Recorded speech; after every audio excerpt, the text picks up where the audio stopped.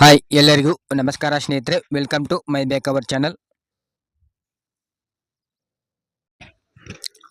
ಇವತ್ತಿನ ವಿಷಯ ಏನಪ್ಪಾ ಅಂತಂದ್ರೆ ಪಿ ಎಂ ಕಿಸಾನ್ನ 22ನೇ ಕಂತಿನ ಹಣ ಜಮಾ ಕುರಿತು. ಹೌದು ಸ್ನೇಹಿತರೆ,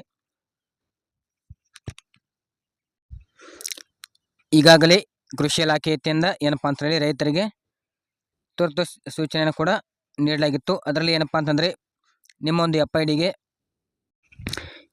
KYC ಮಾಡಿಸುವುದು ಮತ್ತೆ ರೈತರ ಒಪ್ಪಿಗೆಯನ್ನು ನೀಡುವುದು ಅಂದರೆ ಫಾರ್ಮರ್ ಕನ್ಸೆಂಟ್, ಆಮೇಲೆ ಲ್ಯಾಂಡ್ ಡಿಕ್ಲರೇಷನ್ ಅಂದರೆ ಜಮೀನವನ್ನು ಘೋಷಣೆ ಮಾಡುವುದು. ಇಷ್ಟು ಮಾಹಿತಿಗಳನ್ನು ಕೂಡ ನೀವು ನೀಡಬೇಕಾಗಿತ್ತು. ಇದನ್ನು ಕೃಷಿ ಇಲಾಖೆ ಕೂಡ ಪ್ರಕಟಣೆಯನ್ನು ಕೂಡ ತಿಳಿಸಲಾಗಿತ್ತು.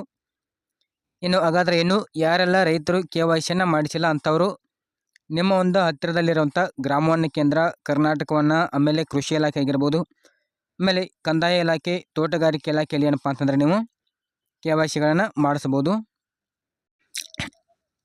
ಯಾರೆಲ್ಲ ರೈತರು ಇಷ್ಟು ಪ್ರೊಸೆಸ್ಗಳನ್ನು ಕಂಪ್ಲೀಟ್ ಮಾಡಿಲ್ಲ ಅಂಥವ್ರಿಗೆ ಏನಪ್ಪ ಅಂತಂದರೆ PM ಕಿಸಾನ್ನ 2,000 ರೂಪಾಯಿ ಹಣ ನಿಮ್ಮ ಒಂದು ಬ್ಯಾಂಕ್ ಖಾತೆಗೆ ಜಮಾ ಆಗೋದಿಲ್ಲ.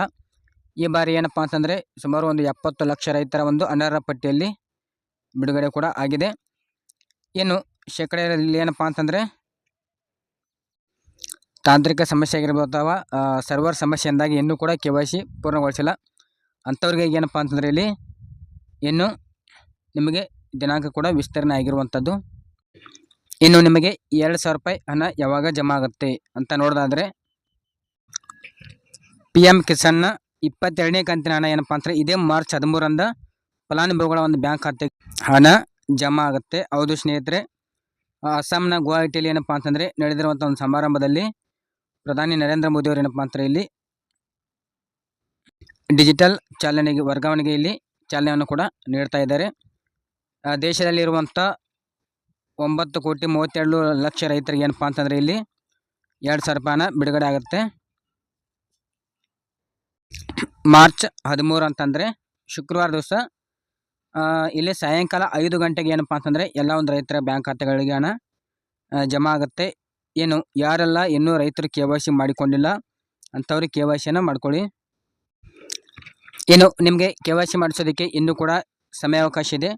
ನಿಮಗೆ ಇಲ್ಲಿ ಏನಪ್ಪ ಅಂತಂದರೆ 23/2026ವರೆಗೆ ದಿನಾಂಕವನ್ನು ಕೂಡ ವಿಸ್ತರಣೆ ಮಾಡಿರುವಂಥದ್ದು.